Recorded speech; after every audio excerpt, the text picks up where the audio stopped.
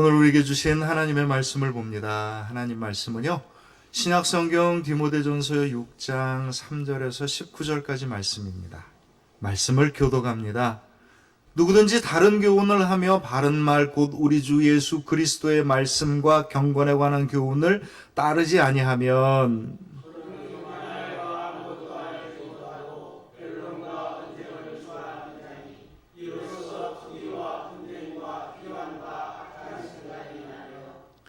마음이 부패하여지고 진리를 잃어버려 경건을 이익의 방도로 생각하는 자들의 다툼이 일어나느니라.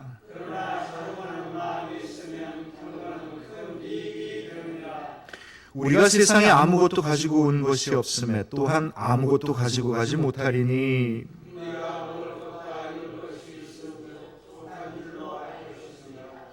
부하려 하는 자들은 시험과 올무와 여러 가지 어리석은 해로운 욕심에 떨어지나니 곧 사람으로 파멸과 멸망에 빠지게 하는 것이라.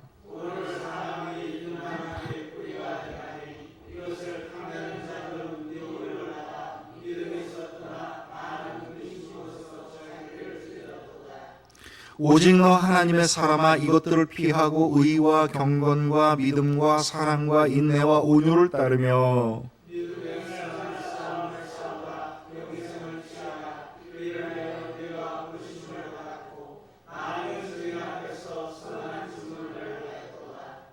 만물을 살게 하신 하나님 앞과 본디오 빌라도를 향하여 선한 증언을 하신 그리스도 예수 앞에서 내가 너를 명하노니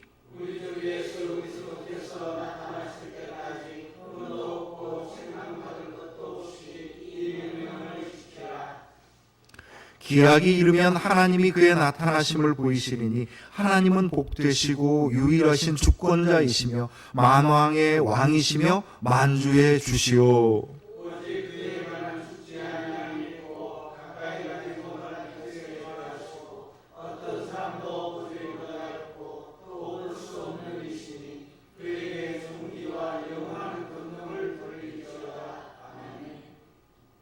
내가 이 세대에서 부한 자들을 명하여 마음을 높이지 말고 정함이 없는 재물에 소망을 두지 말고 오직 우리에게 모든 것을 후히 주사 누리게 하시는 하나님께 두며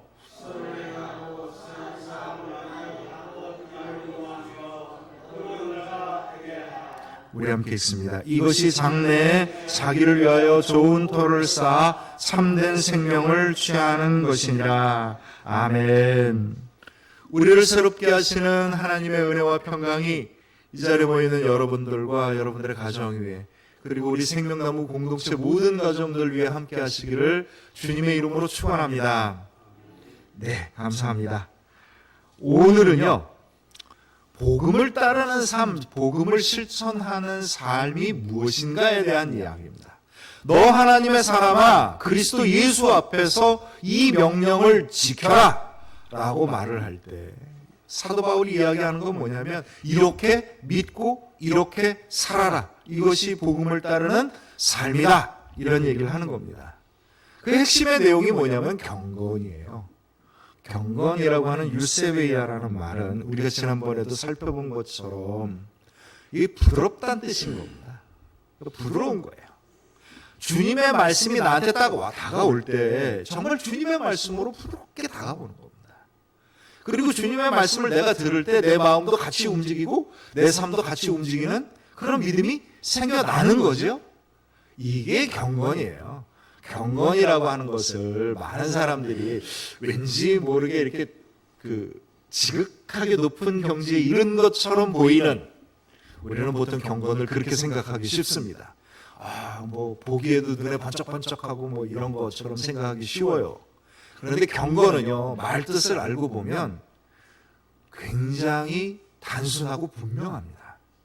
경건은 뭐냐면 하나님의 말씀대로 따라 사는 거예요. 이게 경건입니다. 경건한 삶을 살기를 원한다면 주님의 말씀 가운데 내가 그 마음의 감동을 받고 내가 그 감동받고 받은 은혜대로 살고 있느냐, 이걸 보면 되는 겁니다.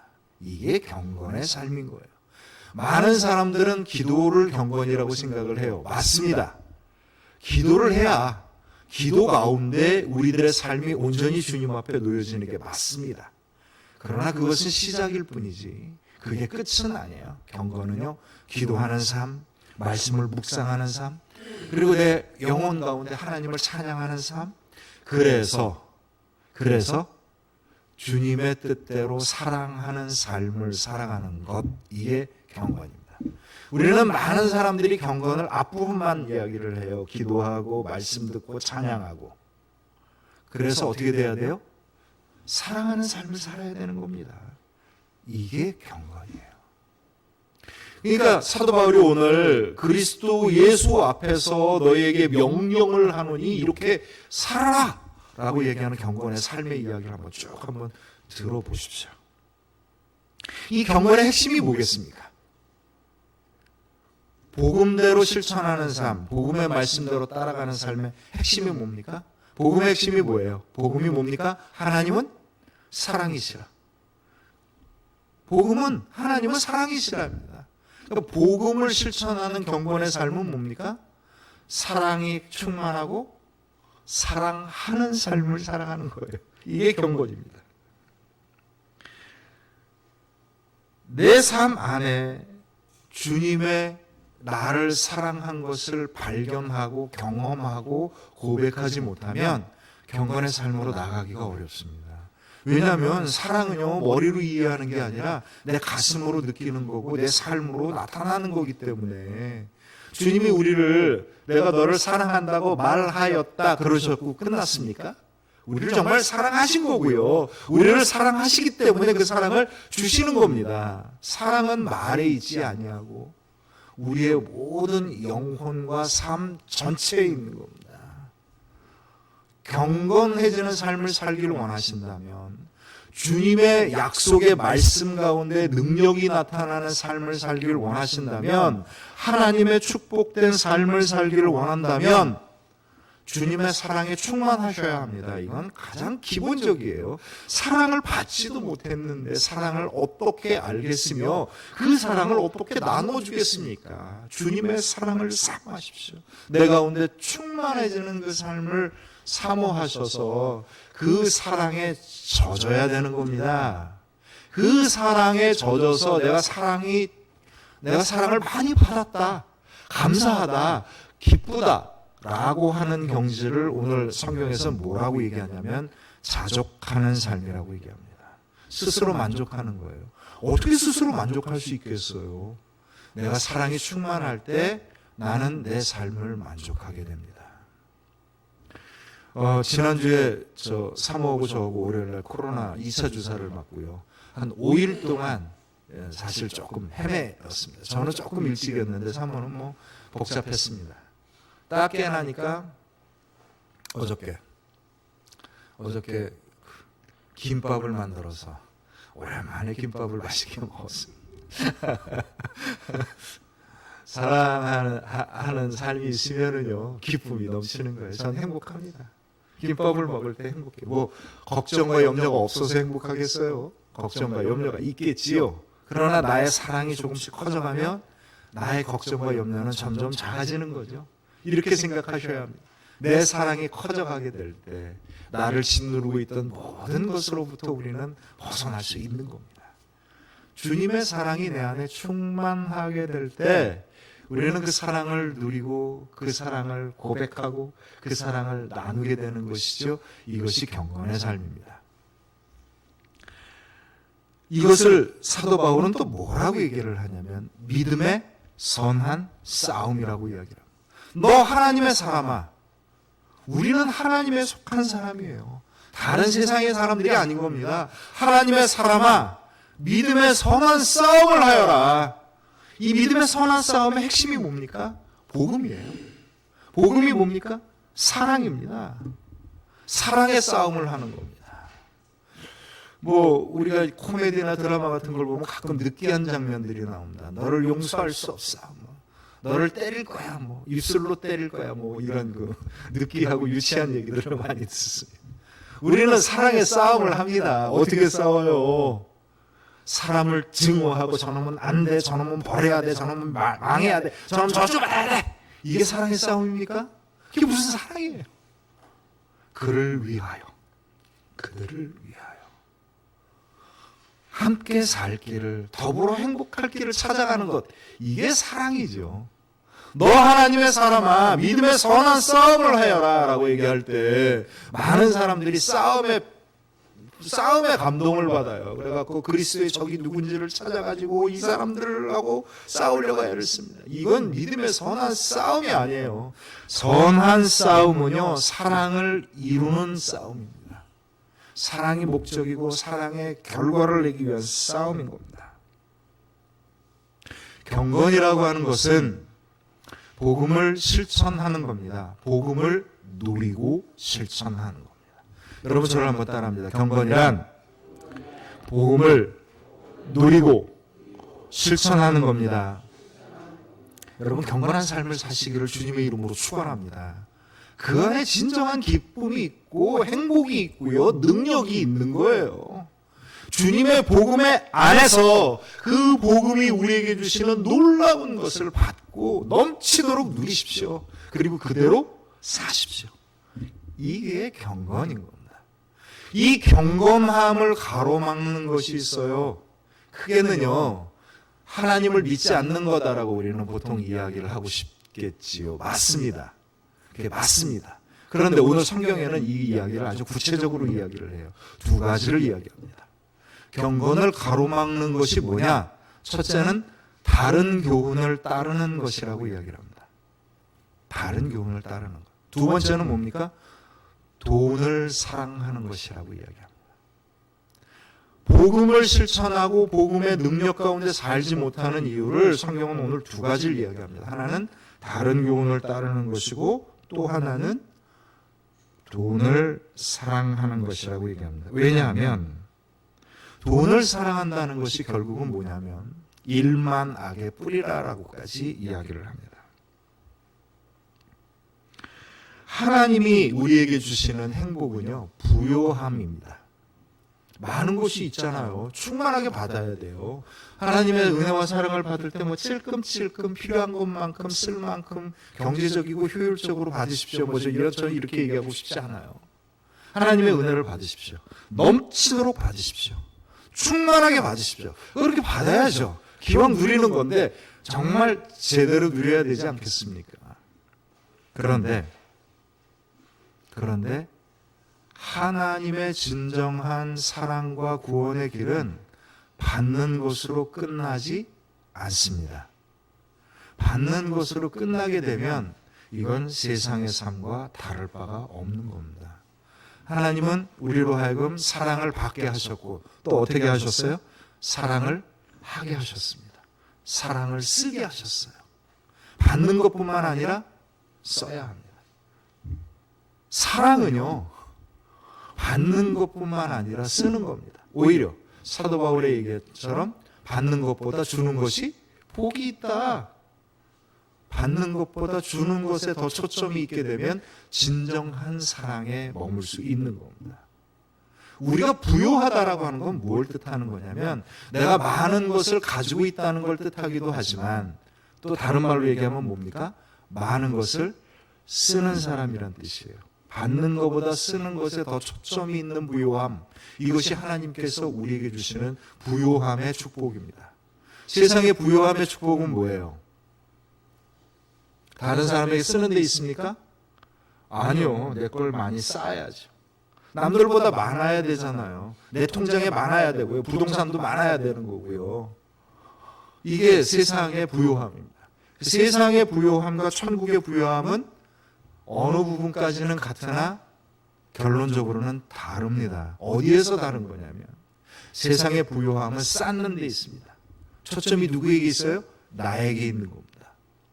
저 사람이 많은 돈을 가지고 있어요. 이게 무슨 소용이 있어요? 세상 살아갈 때.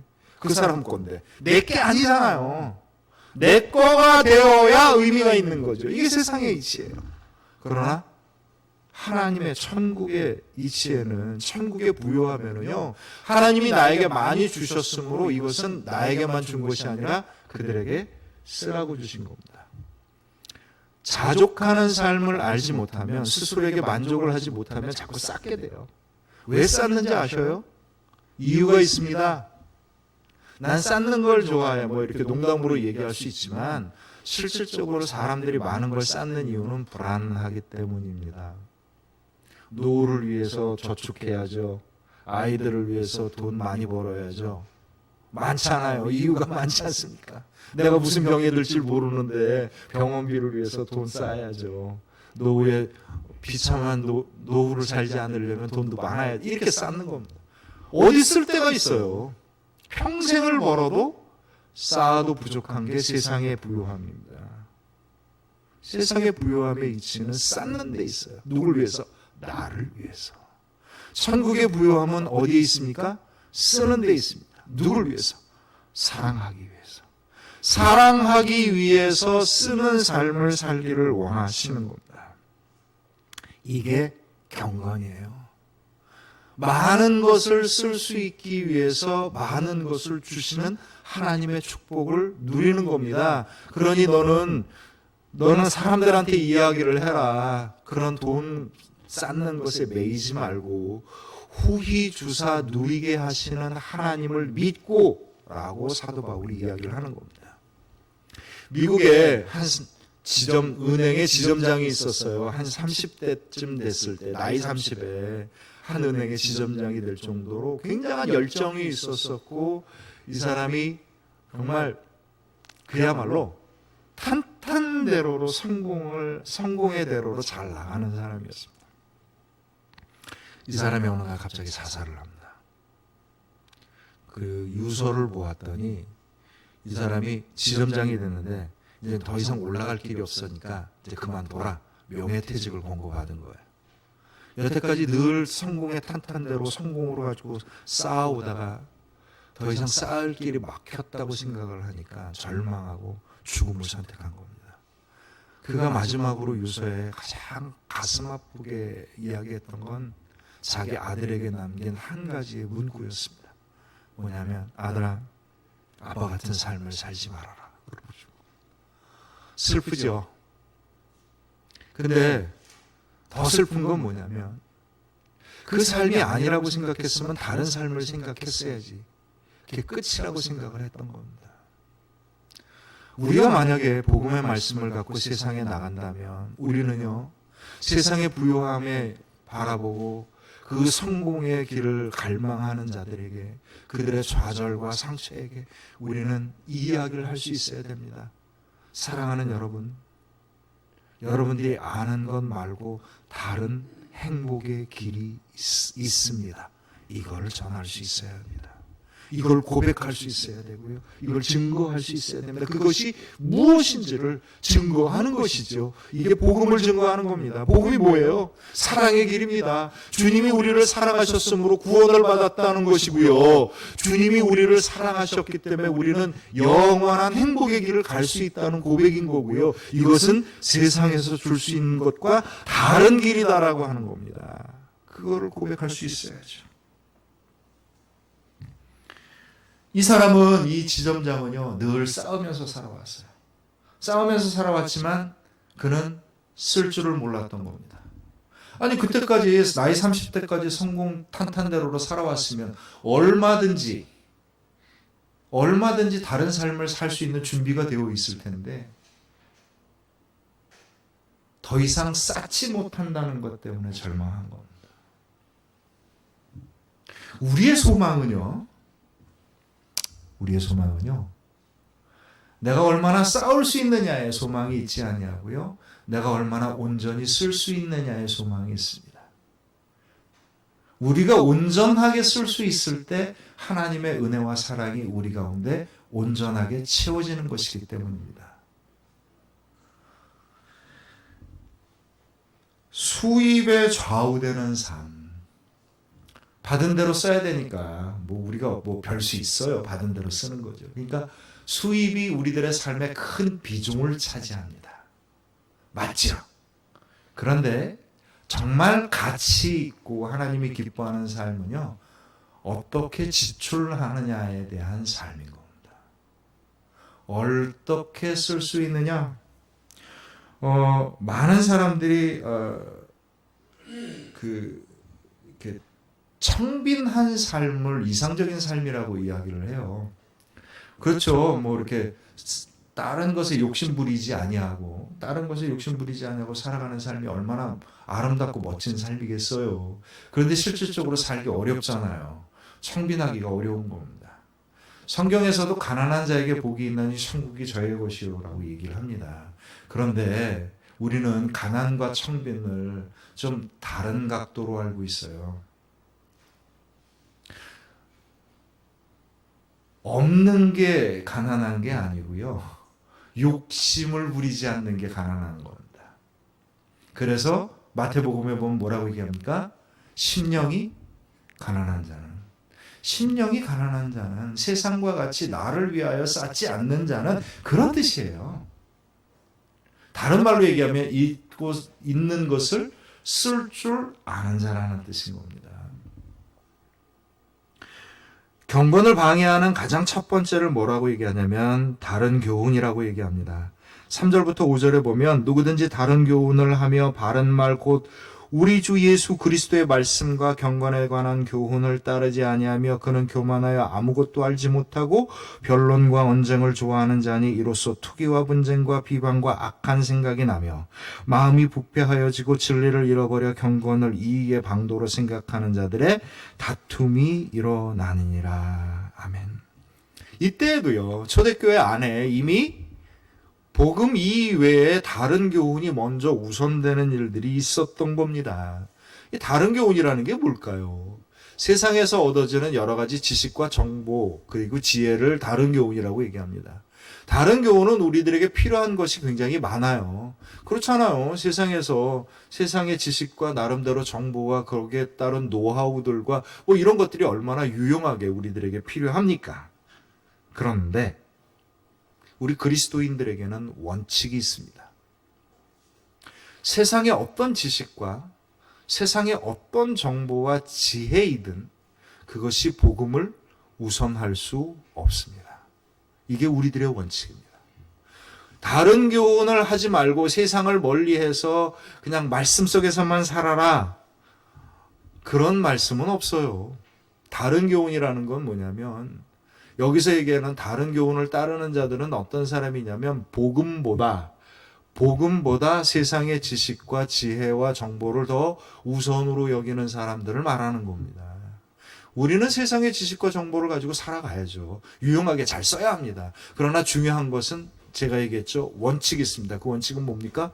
세상의 어떤 지식과 지혜도 복음보다 우선할 수 없습니다. 이게 복음의 원칙입니다. 여러분 저를 한번 따라 하십시오. 세상의 어떤 지혜와 지식도 복음보다 우선할 수 없습니다. 이것이 경건의 신앙입니다. 경건의 신앙은 세상을 살아가는데 우리에게 필요한 모든 것을 다 가지고 그것을 잘 유용하게 쓰되 복음이 우선이 돼야 되고 복음을 실천할 수 있어야 하는 겁니다. 이 세상의 지식을 갖게 되면은요, 뻔해요. 오늘 보면 변론과 언쟁과 비방과 악한 생각이 가득하다고 얘기합니다. 내내 갈등과 싸움과 다툼이 일어난다는 얘기예요. 오늘날 우리식으로 얘기하면 차별과 증오와 이기심과 탐욕입니다. 그들은 마음이 부패하여져서 경건의 길로부터 우리를 벗어나게 한다라고 하는 것이죠. 초대교회 당시 이런 다른 교훈이 있었어요. 그게 뭔지 아십니까? 유대인들은요, 율법주의가 있었고 이방인들에게는 영지주의가 있었습니다. 율법주의자를 가진 사람들이 복음을 믿어서 초대교회 안에 들어왔는데 그들은 진정한 복음보다 율법주의가 우선이었었고요. 영지주의를 갖고 있었던 사람들이 복음을 믿어 교회 안에 들어왔는데 그들은 복음보다 영지주의가 우선이었던 겁니다. 유대인들은 율법에서 벗어난 죄인들을 만들어 차별하고 증오를 키웠습니다. 그래서 그들은 율법의 이름으로 하나님의 복음의 이름으로 그들을 차별하고 증오하고 죄인을 만들고 배척하고 싸우고 갈등했던 겁니다. 영지주의자들은요. 소수의 선택, 영적 선택을 받은 사람들에게만 축복이 있고 다른 사람에게는 다 저주가 있다는 겁니다. 영지주의를 따르지 않는 사람은 다 저주가 있다는 거예요. 그들이 이 영지주의와 복음을 가지고 주님의 이름으로 주님의 말씀으로 이야기를 했다니까요. 왠지 목사 얘기가 안 믿겨지시는 모양인데 정말 그렇습니다. 정말 그랬어요. 오늘날도 마찬가지입니다. 오늘날도 마찬가지. 오늘날 다른 교훈들이 뭐예요? 많지요. 우리가 알고 있는 세상의 지식과 정보가 얼마나 많습니까? 그 중에 가장 대표적인 것이 이데올로기입니다. 하나님은 좌판이 우판이 얘기하는 이런 사람들을 말하는 겁니다. 이게 다른 교훈이에요. 세상의 어떤 다른 교훈도 복음을 우선할 수 없습니다. 하나님은 좌파입니까? 우파입니까? 솔직하게 얘기하십시오. 사상 검증을 제가 좀 하겠습니다. 이런 목사들이 있다니까요. 노예 가면 저 사람 좌파 목사야 뭐 이런 사람들이 있다니까요. 하나님 좌파입니까? 우파입니까? 하나님은 하나님파예요. 예수님은 예수님파입니다. 좌파도 우파도 아닌 겁니다. 다른 말로 얘기하면 하나님은 좌파도 될 수 있고 우파도 될 수 있습니다. 왜냐하면 복음의 사랑이 그 안에서 실천된다면 좌파도 될 수 있고 우파도 될 수 있습니다. 기억하셔요. 교회 안에서 우리의 신앙의 이름으로 세상을 바라볼 때 어떤 것이든지요, 복음보다 우선할 수 없습니다. 다른 교훈을 끌고 들어와서 비방하고 분쟁을 만들고 차별과 증오를 만들어내는 것으로부터 벗어나야 되는 것입니다. 왜냐하면 복음은요, 우리로 하여금 천국을 누리게 하는 하나님의 은혜와 인도하심이며, 복음은요, 그 천국의 사랑으로 충만하게 하시는 것이며, 복음은요, 그 천국의 사랑을 전하게 하는 게 이게 경건인 겁니다. 잘못된 지식과 정보는요, 끔찍한 결과를 낳을 수 있습니다. 미국에서 있었던 일인데 한 구세군 사관님이 운전을 하고 가는데 뒤에 자기 성도들을 태우고 가는 거예요. 근데 고속도로는요, 왜 하한선이 있잖아요. 30km로 달리는 거예요. 그래서 이제 경찰이 막 가다가 이렇게 늦으면 고속도로에 이제 방해가 되니까 차를 세워놓고, 구세군 사관님, 여기 이렇게 고속도로는 30km처럼 이렇게 약하게 달리면 안 됩니다. 그랬더니 구세군 사관이 아주 천진난만한 얼굴로, 이게 초보 운전이었다. 천진난만한 얼굴. 여기 30이라고 써 있는데요. 라고 한 겁니다. 그래서 경찰이 얘기했죠. 사관님, 저거는 그 속도를 이야기하는 게 아니라 고속도로 번호를 얘기하는 겁니다. 이게 30번 도로라는 뜻이지 30km로 달리라는 뜻이 아닙니다. 그랬더니 그렇습니까? 그럼 알겠습니다. 제 속도를 내죠. 했는데 뒤에 교인들이 새파랗게 질려 있는 거예요. 아무 말도 못하고. 그래서 왜 그러세요? 30km로 달렸는데. 그랬더니 좀 전에 200번 국도를 달렸거든요. 잘못된 지식과 정보는요, 우리로 하여금 정말 상상도 할 수 없는 공포의 세계로 몰고 갑니다. 주님의 복음의 말씀에 온전히 순종하고 그 말씀에 내 마음이 움직여졌었을 때 우리는 진정한 하나님의 은혜와 능력 가운데 살아가는 겁니다. 그 징표가 뭔지 아셔요? 사랑에 충만한 겁니다. 사랑에 충만한 거예요. 반대는 뭔지 아셔요? 증오가 가득한 겁니다. 미움이 가득해서 세상 온통 적만 보이는 거죠. 사랑이 가득한 사람은 어떤 사람이 보이는 겁니까? 다 나와 같은 구원받은 친구가 보이는 거고, 또 다른 사람은요, 이제 구원을 받아야 할 사람들이 보이는 겁니다. 복음의 이름으로 다른 교훈을 얘기하는 건 초대교회나 지금이나 똑같아요. 누가 어떤 이름으로 무슨 이야기를 하든지 간에 근본이 중요합니다. 그 안에 뭐가 있어야 되는 거예요? 복음의 사랑이 있어야 하는 겁니다. 두 번째 경건을 방해하는 게 뭐냐면 돈을 사랑하는 겁니다. 그래서 오늘 말씀을 보면 뭐라고 이야기를 하냐면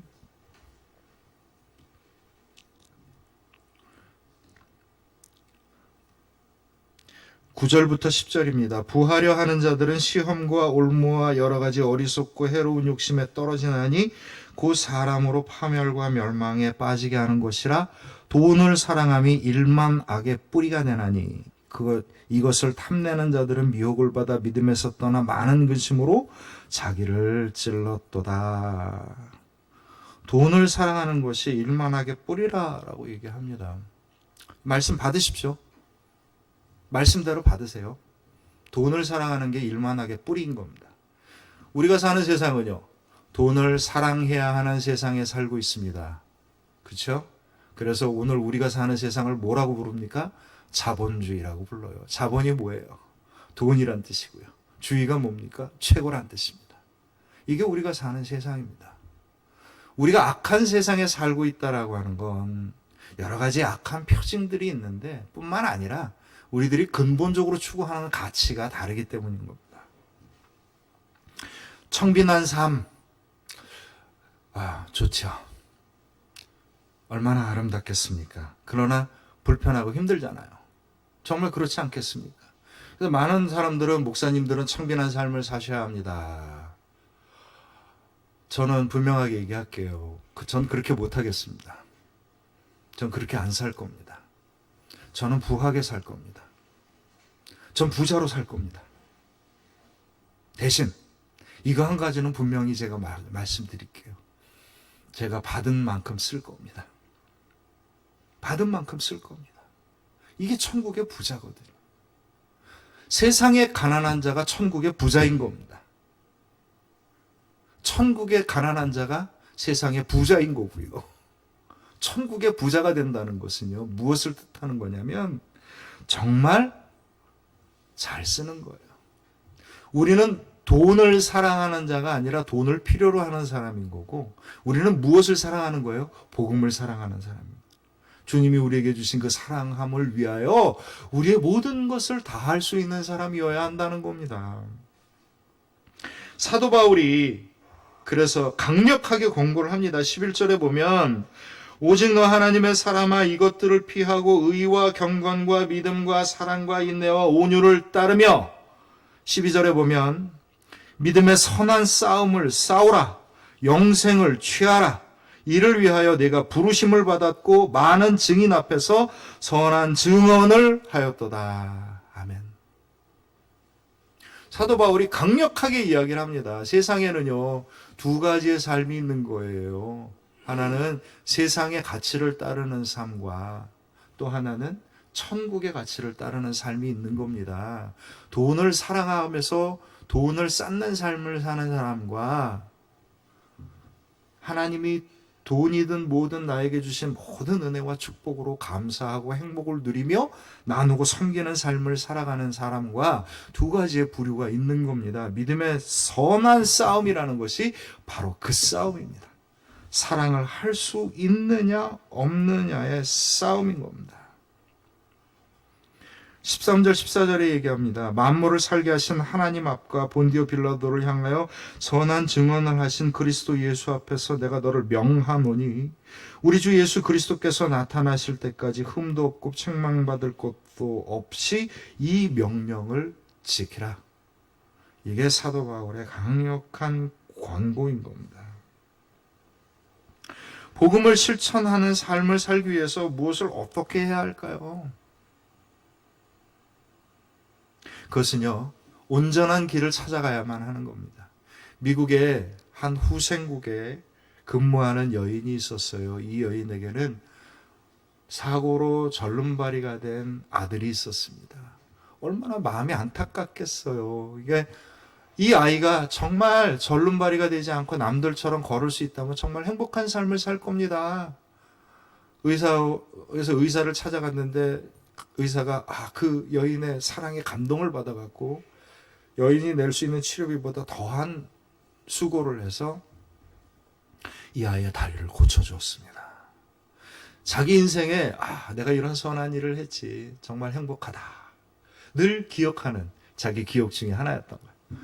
언젠가 오랜 시간이 흐른 뒤에 이 여인을 만났어요. 막 기쁜 마음으로 그때 우리가 아이를 고쳐줬었죠. 그 아이 지금 어디 있어요? 그랬더니 감옥에 있습니다. 그러더라고요.